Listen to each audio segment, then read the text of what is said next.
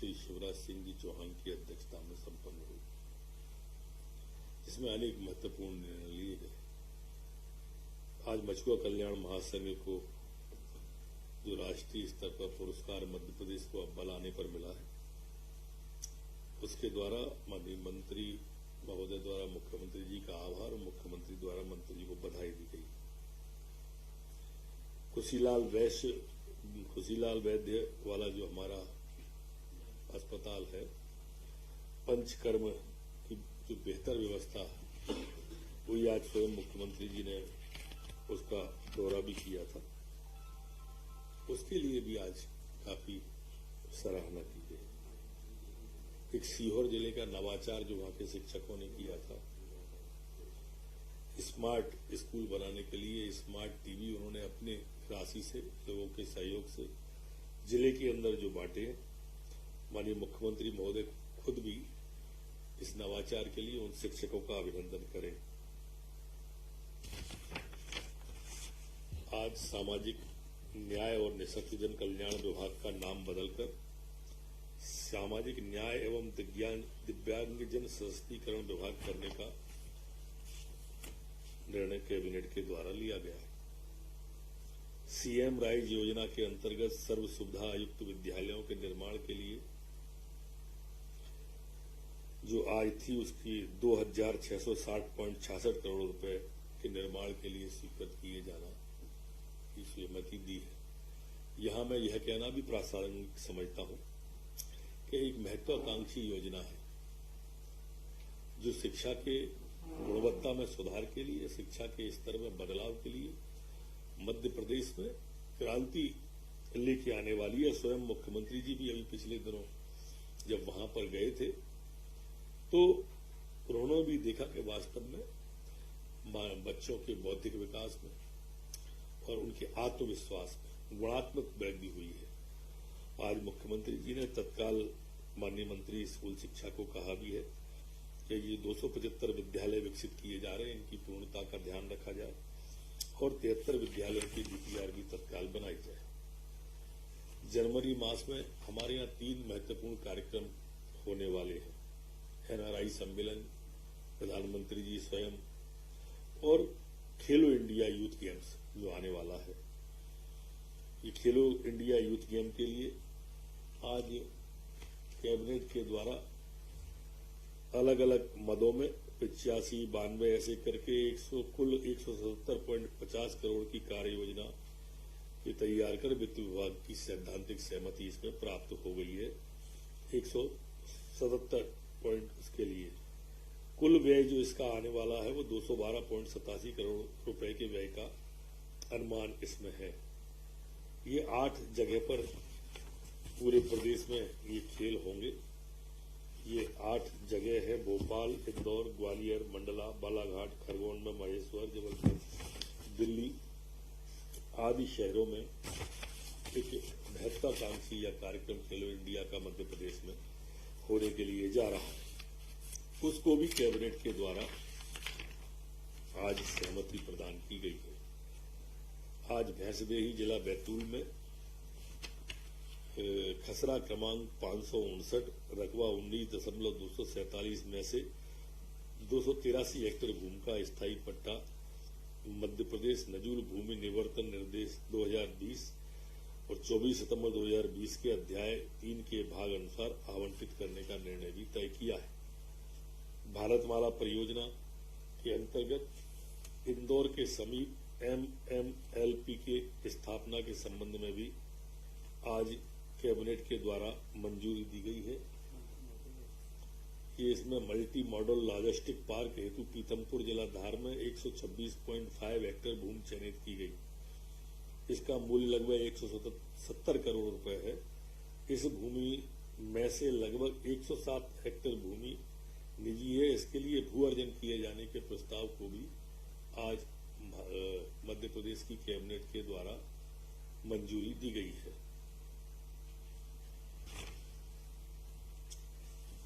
आज रबी विपणन 21-22 के लिए जो भारत सरकार की प्रधानमंत्री अन्नदाता संरक्षण अभियान है, उसमें जो मूंग खरीदी की गई थी, उस उपार्जित ग्रीष्मकालीन मूंग को निस्तारण की भी आज अनुमति मध्य प्रदेश कैबिनेट के द्वारा दी गई है। जैसा आप सबको विदित है कि मध्य प्रदेश में 1 लाख सरकारी नौकरियां और बेरोजगारों को रोजगार देने के लिए हर महीने रोजगार दिवस जैसी अनेक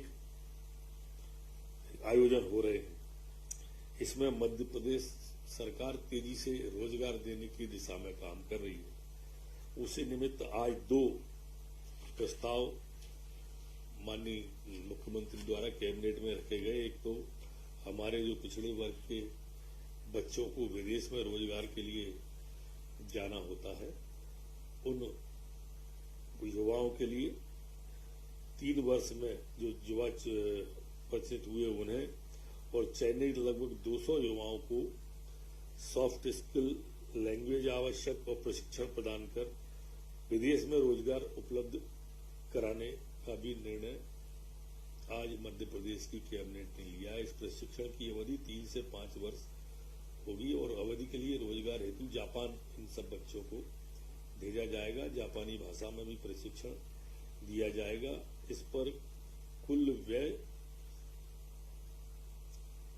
2,01,800 रुपये प्रति युवा, 2,01,800 रुपये प्रति युवा।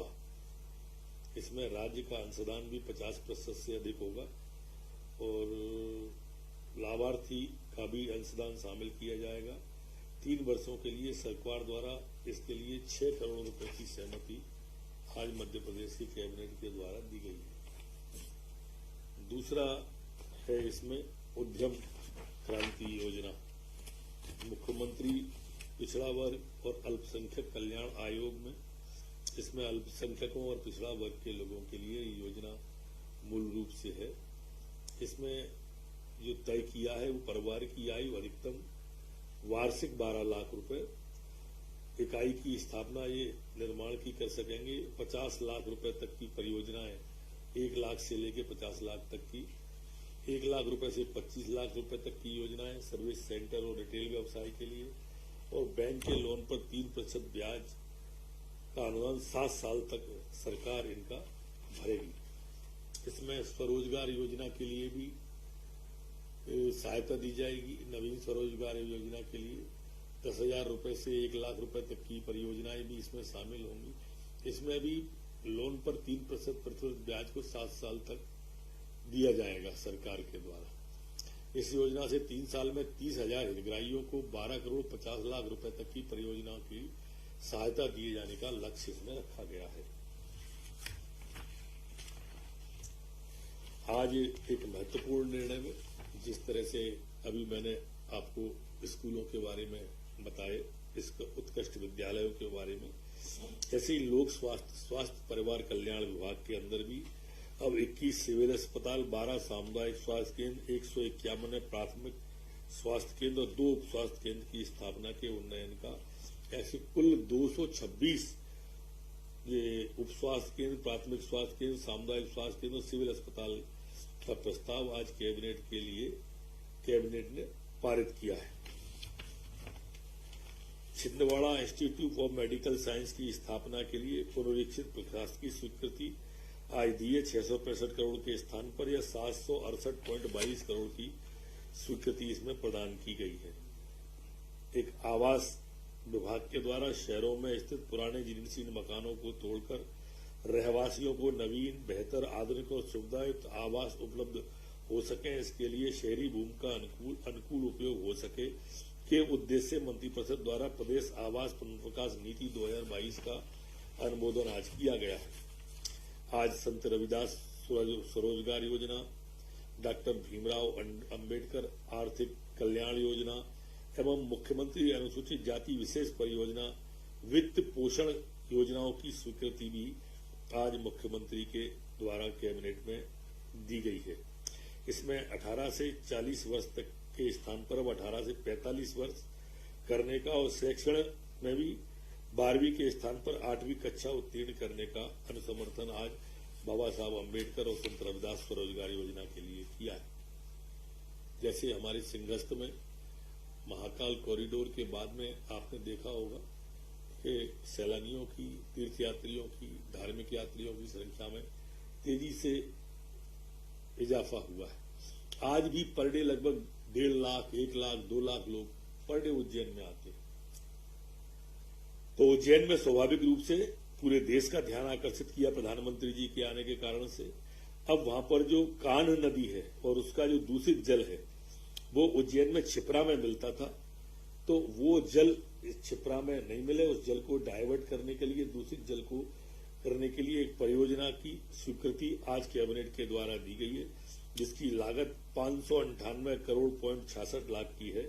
और यह काम सिंहस्थ से पहले करने का भी आज मुख्यमंत्री जी ने तय किया है। इसका रखरखाव का भी जिम्मा एजेंसी 15 साल तक इसमें वहन करेगी। 108 फुट ऊंची बहुधातु प्रतिमा, जैसा आप देख रहे होंगे, मान रहे होंगे कि सिंहस्थ आने वाला व्यक्ति हर एक ओंकारेश्वर जाते ही है। और वहां पर भी एक बड़ा कॉरिडोर हमारे शंकराचार्य जी जो थे, उनकी 108 फुट ऊंची धातु की प्रतिमा का निर्माण जो हो रहा है, उसके लिए आज पुनरीक्षित लागत 198.25 करोड़ की स्वीकृति प्रदान की गई है।